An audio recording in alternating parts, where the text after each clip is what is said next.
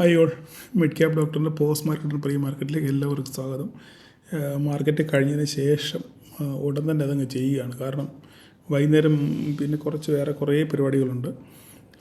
മറ്റന്നാൾ നമ്മുടെ ക്ലാസ് ഉണ്ട്. അപ്പോൾ ഇതെല്ലാം കൂടെ ആകുമ്പോഴത്തേക്കും കുഴഞ്ഞു മറിയും. അതുകൊണ്ട് രാവിലെ തന്നെ ഇത് കഴിഞ്ഞപ്പോൾ തന്നെ പെട്ടെന്ന് ചെയ്ത് മാറിയേക്കാമെന്ന് വിചാരിച്ചു. അപ്പോൾ ഇന്നെന്താണ് സംഭവിച്ചത്? ഇതെന്തെന്ന് സംഭവിച്ചത്, ഇത് ഇങ്ങനെ എക്സാക്ട്ലി സംഭവിക്കുമെന്ന് ഞാൻ രാവിലെ മാർക്കറ്റ് ഓപ്പൺ ചെയ്തപ്പോൾ 9 മണിയായപ്പോൾ തന്നെ ഞാൻ ഒരു വോയിസ് ഇട്ടായിരുന്നു, അല്ലേ? ഇങ്ങനൊരു സംഭവം സംഭവിക്കാനുള്ള സാധ്യത ഉണ്ട്. അതുകൊണ്ട് നിങ്ങൾ അതുകൊണ്ട് ഞാൻ ആദ്യമേ ഞാൻ പറഞ്ഞ ഈ വോയിസ് നേരത്തെ ഇടുന്നതിൻ്റെ കാര്യം, നിങ്ങൾ കേട്ടിട്ട് ഇത് പ്രിപ്പയർ ആയിരിക്കുക. ഇങ്ങനൊരു സംഭവം ഉണ്ടാകാൻ സാധ്യതയുണ്ട്. അതുകൊണ്ട് നിങ്ങൾ പ്രിപ്പയർ ആയിരിക്കാൻ വേണ്ടിയാണ് ഞാൻ അങ്ങനെ പറഞ്ഞത്. ഓക്കെ, അപ്പോൾ എക്സാക്ട്ലി അതുപോലെ തന്നെ നമുക്ക് ഗ്യാപ് ഡൗണിൽ മാർക്കറ്റ് ഓപ്പൺ ചെയ്തു. ഗ്യാപ് ഡൗണിൽ മാർക്കറ്റ് ഓപ്പൺ ചെയ്തതിന് ശേഷം ഒരു ഫോള് നമുക്ക് തന്നു. ആ ഫോള് നിങ്ങളെല്ലാവരും ക്യാപ്ചർ ചെയ്തു. ഓക്കെ, ഇന്ന് കൈ നിറയെ പ്രോഫിറ്റ് കിട്ടിയ ധാരാളം ആൾക്കാരുണ്ട്. ഇഷ്ടം പോലെ സ്ക്രീൻഷോട്ട് വന്നവരുണ്ട്, പ്രത്യേകിച്ച് വീട്ടമ്മമാർ. ഇന്നൊരു വീട്ടമ്മ എനിക്കൊരു സ്ക്രീൻഷോട്ട് അയച്ചിട്ട് പറഞ്ഞു, എൻ്റെ ലൈഫിൽ ആദ്യമായിട്ടാണ് സാർ ഇങ്ങനെ ഒരു പ്രോഫിറ്റ് ഞാൻ ഉണ്ടാക്കുന്നത് ഒന്നും പറഞ്ഞ് ഭയങ്കര സെൻറ്റിമെൻറ്റ്സ് ആയിട്ട് എനിക്കൊരു മെസ്സേജ് അയച്ചു. അപ്പോൾ ഓക്കെ, സന്തോഷം. അതുപോലെ തന്നെ മറ്റൊരു വീട്ടമ്മ അയച്ചു, അതിനേക്കാൾ ഇച്ചിരി ഹ്യൂജ് പ്രോഫിറ്റാണ്. അപ്പോൾ അവരൊക്കെ എന്താണ് സാറിൻ്റെ വോയിസിൽ പിടിച്ചിരിക്കുമായിരുന്നു ഞാൻ. പി അല്ല അവരെടുത്തത്, അവരെല്ലാം സി ആണ് എടുത്തത്. അതായത് മാർക്കറ്റ് ഒരു പോയിന്റിലെത്തിയതിന് ശേഷം അവിടുന്ന് ഒരു റിവേഴ്സൽ ഉണ്ടാകും. ആ റിവേഴ്സലിന് വേണ്ടി കാത്തിരുന്ന്, ആ റിവേഴ്സൽ ഉണ്ടാകാൻ ഏകദേശം 1:30 ശേഷമാണ് ആ റിവേഴ്സൽ ഉണ്ടായത്, അല്ലേ? ആ റിവേഴ്സലിന് വേണ്ടി കാത്തിരുന്നൊരു കൺഫർമേഷൻ കിട്ടിയതിന് ശേഷമാണ് അവരത് കഴിഞ്ഞ തേഴ്സ്ഡേ എന്താണ് സംഭവിച്ചത് അതേ രീതിയിൽ തന്നെ ഒരു റിക്കവറി ഉണ്ടാകും എന്നൊരു ധാരണയിൽ ആ വോയിസ് മുറുകെ പിടിച്ചാണ് അവർ ആ ട്രേഡ് എടുത്തത്. അങ്ങനെ ധാരാളം ട്രേഡ് എടുത്ത ആൾക്കാരുണ്ട്. അപ്പം എല്ലാവരോടും നിങ്ങൾ എന്നോട് കാണിക്കുന്ന വിശ്വാസമൊക്കെ നന്ദി. പക്ഷേങ്കിൽ ഒരിക്കലും നിങ്ങൾ ഒരാളെ അന്ധമായിട്ട് വിശ്വസിക്കാൻ പാടില്ല. അത് ഞാനെന്നല്ല, വേറെ ആരാണെങ്കിലും നിങ്ങൾക്ക് ഒരു കാരണവശാലും ഒരാളെ അന്ധമായിട്ട് വിശ്വസിക്കാൻ പറ്റത്തില്ല. ഓക്കെ, അദ്ദേഹത്തിൻ്റെ പിന്നെ വ്യൂ ആയിരിക്കും പറയുന്നത്, അല്ല അദ്ദേഹത്തിൻ്റെ പഠനത്തിൻ്റെ അടിസ്ഥാനത്തിലായിരിക്കും അദ്ദേഹം കാര്യം പറയുന്നത്. പക്ഷേ ആ പഠനം തെറ്റിപ്പോകാനുള്ള സാധ്യതയുണ്ട്. ഇപ്പം ഞാനാണെങ്കിലും എക്സ് ഓർ വൈ ആരാണെങ്കിലും ആ പഠനം തെറ്റിപ്പോകാനുള്ള സാധ്യത അവിടെ ഉണ്ട്. അതുകൊണ്ട് നിങ്ങൾ ഒരു ആളെയും കണ്ണടച്ച് വിശ്വസിക്കില്ല. ഒരു പ്രാവശ്യം എനിക്ക് മെസ്സേജ് അയച്ചു, സാറിൻ്റെ വരയല്ലേ, ആ വരയിൽ അവിടെ ഒന്ന് ടെസ്റ്റ് ചെയ്യും, ഉറപ്പാണ്, അതുകൊണ്ട് ഞാൻ ഹോൾഡ് ചെയ്തു. നോ, ഒരിക്കലും അങ്ങനെ ചെയ്യരുത്. നിങ്ങളത് ചെയ്ത് തെറ്റാണ്. ഒരു കാരണം ആ ആൾ കേൾക്കാൻ വേണ്ടിയിട്ട് പറയുന്നത്, ഒരു കാരണവശാലും നിങ്ങളങ്ങനെ ചെയ്യാൻ പാടില്ല. ഞാൻ വരച്ച വരയിൽ വരണം നിർബന്ധമൊന്നുമില്ല. അങ്ങനെ അവിടെ അലിഖിതമായ നിയമങ്ങളൊന്നുമില്ല. ഞാൻ ദൈവമൊന്നുമല്ല, മനസ്സിലായില്ലേ? നമ്മളുടെ ഐഡിയകളും പഠനങ്ങളും ചാർട്ട് അനാലിസിസും വെച്ചിട്ട് നമ്മൾ ലൈൻ വരയ്ക്കുന്നു, ശരിയാണ്. പക്ഷേങ്കിൽ ദൈവം സഹായിച്ച് അവിടെ മാർക്കറ്റ് അവിടെ നിന്ന് റെസ്പെക്റ്റ് ചെയ്യുന്നുണ്ട്, ശരി, സമ്മതിച്ചു. പക്ഷേ എന്നും അതങ്ങനെ സംഭവിക്കണം നിർബന്ധമൊന്നുമില്ല. ഓക്കെ, സാറ് വരച്ച് വരയില്ലേ, അവിടെ വരെ വരും, വന്നിട്ട് എടുക്കാം, അല്ലെ വന്നിട്ട് പ്രോഫിറ്റ് ബുക്ക് ചെയ്യല്ലേ, വന്നിട്ട് അവിടെ എൻട്രി എടുക്കാം എന്ന് പറഞ്ഞ ഒരു മനുഷ്യനും ദയവ് ചെയ്ത് നിങ്ങളങ്ങനെ ചെയ്യരുത്. നിങ്ങൾ കാണിക്കുന്ന അട്ടർ ഫൂളിഷ്നെസ്സാണ്. ഓക്കെ, അതുകൊണ്ട് എനിക്ക് നിങ്ങളോട് പറയാനുള്ളത്, കൃത്യമായി നിങ്ങൾക്കൊരു എൻട്രി പോയിൻ്റ്, എക്സിറ്റ് പോയിൻ്റ് ഉണ്ടായിരിക്കണം.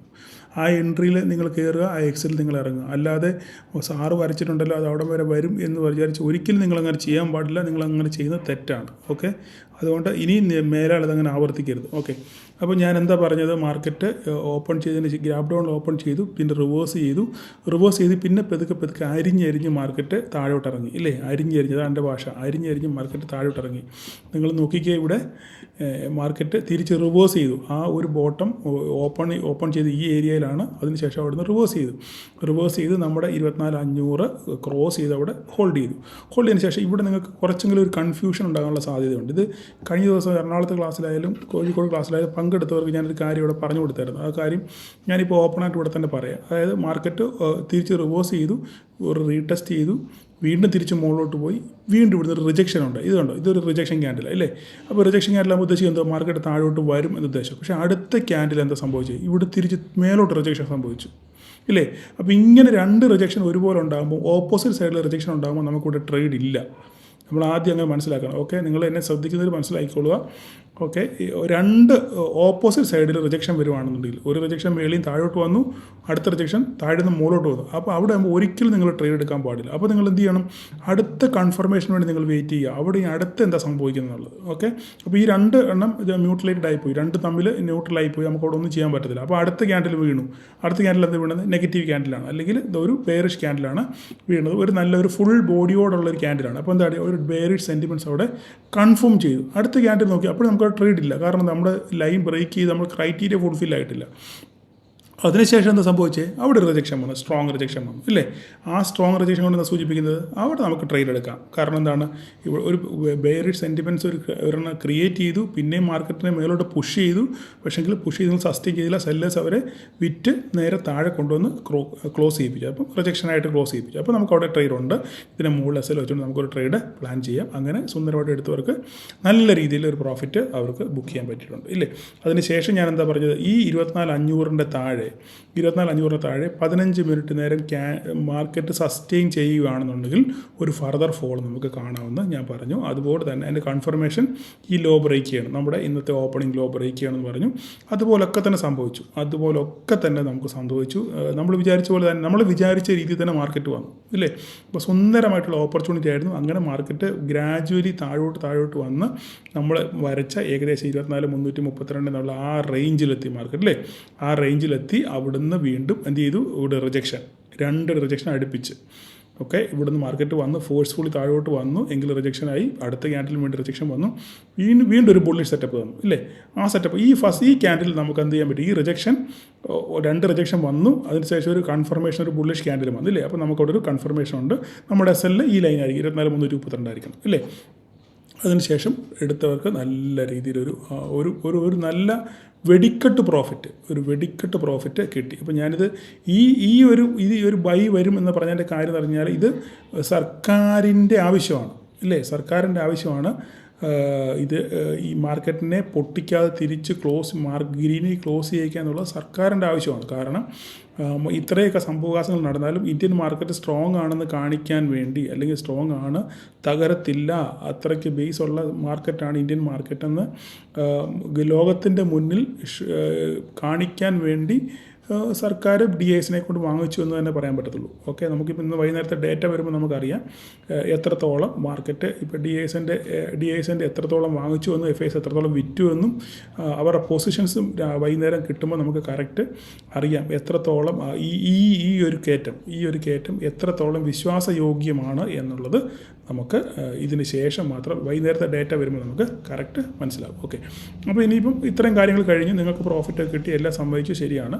നാളെ എന്ത് സംഭവിക്കും? നാളെ സംഭവിക്കാൻ പോകുന്ന കാര്യം വരകൾക്കൊന്നും ഒരു മാറ്റമില്ല. നാളെ സംഭവിക്കുന്ന കാര്യം നമ്മുടെ 24,652 എന്നുള്ള തലവര, ഈ 24,652 മേജർ ലൈനാണ് അല്ലേ? നമ്മൾ കഴിഞ്ഞ ദിവസം നോക്കിക്കഴിഞ്ഞാൽ നമുക്കറിയാം പല പ്രാവശ്യം ടെസ്റ്റ് ചെയ്ത ഒരു ലൈനാണ് 24,652. അപ്പോൾ ഈ 24,652 എന്ത് സംഭവിക്കും നോക്കുക. നാളെ ഗ്യാപ്പ് അപ്പിൽ ഓപ്പൺ ചെയ്യുകയാണെന്നുണ്ടെങ്കിൽ, ഇതിന് മുകളിലാണ് ഓപ്പൺ ചെയ്യുകയാണെന്നുണ്ടെങ്കിൽ ഇത് സസ്റ്റെയിൻ ചെയ്യുന്നുണ്ടോ, ഇത് സപ്പോർട്ടോട് തിരിച്ച് പോകുന്നത് നോക്കുക. അല്ല ഗ്യാപ്പ് ഡൗണിലാണെന്നുണ്ടെങ്കിൽ ഇത് ടെസ്റ്റ് ചെയ്യുന്നത് നോക്കുക, ഇതിന് താഴെ സസ്റ്റെയിൻ ചെയ്യുന്നത് നോക്കുക. ഓക്കെ, അപ്പോൾ നാളെ ഇന്ന് രാത്രിയിൽ ഇനി ട്രംപ് വേറെ എന്തുകൊണ്ടാണ് വരുന്നത് നമുക്കറിയത്തില്ല. അപ്പോൾ ഇപ്പോൾ ഈ പച്ച കത്തിയത് കൊണ്ട് ഇനി പുള്ളിക്ക് കലിപ്പ് കയറി ഇനി പുള്ളി വേറെ എന്തെങ്കിലും പറയുമെന്നുള്ളത് നമുക്കറിയത്തില്ല. അപ്പോൾ രാത്രി മാത്രമേ നമുക്കറിയത്തുള്ളൂ. പുള്ളി ഉറക്കഴിഞ്ഞിട്ട് വരുമ്പോൾ അറിയാം. ഞാൻ ഇന്നലെ ആണെങ്കിൽ പറഞ്ഞപ്പോഴത്തേക്ക് ഒരാൾ താഴെ കമൻറ്റ് ചെയ്തു, സാർ ഇതൊരു വലിയൊരു ഗ്ലോബലി റെപ്യൂട്ടഡ് ആയിട്ടുള്ള ഒരു പ്രസിഡൻ്റ് അല്ലേ, അദ്ദേഹത്തെ ഇങ്ങനെയൊക്കെ പറയാമെന്നുള്ളത്. പുള്ളി കാണിക്കുന്ന ഓരോരോ ഈ കാര്യത്തിന് പിന്നെ നമ്മൾ എങ്ങനെയാണ് പറയുന്നത്? എൻ്റെ ഭാഷ ഇതാണ് മാഷേ. ഞാൻ ആ പുള്ളിയോട് പറയുകയാണ്, എൻ്റെ ഭാഷ നാടൻ ഭാഷയാണ്. നമ്മുടെ ആൾക്കാർക്ക് നമ്മുടെ കൂട്ടത്തിലുള്ളവരെല്ലാം സാധാരണപ്പെട്ട വിദ്യാഭ്യാസം, അധികം വലിയ വിദ്യാഭ്യാസമൊന്നും ഇല്ലാത്ത സാധാരണപ്പെട്ട ആൾക്കാരാണ് നമ്മുടെ ഗ്രൂപ്പിലുള്ളത് ഇല്ലേ? അവർക്ക് മനസ്സിലാകുന്ന രീതിയിൽ, അവരുടെ തലയിൽ കയറുന്ന രീതിയിൽ, അവർക്ക് എന്നെ ഫോളോ ചെയ്തൊക്കെ രീതിയിലാണ് ഞാൻ സംസാരിക്കുന്നത്. അപ്പോൾ എൻ്റെ സംസാര രീതി അവർക്ക് ഏറ്റവും അനുയോജ്യവും അവർക്ക് ഇഷ്ടപ്പെടുന്നതും അവർക്ക് മനസ്സിലാകുന്ന രീതിയിലാണ് എൻ്റെ ഭാഷയെന്ന് അവർ പലരും എന്നെ പേഴ്സണലായിട്ട് പറയാറുണ്ട്. അപ്പോൾ അതുകൊണ്ടാണ് ഞാൻ അങ്ങനെയൊക്കെ സംസാരിക്കുന്നത്. എനിക്കിങ്ങനെ സംസാരിക്കാൻ അറിയാവൂ. എൻ്റെ ഭാഷയ്ക്കോ എൻ്റെ ചാനലിന് ഒരു പ്രൊഫഷണലിസം ഇല്ല. നിങ്ങളത് ആദ്യം മനസ്സിലാക്കണം. എൻ്റെ ചാനലിന് പ്രൊഫഷണലിസം ഇല്ല.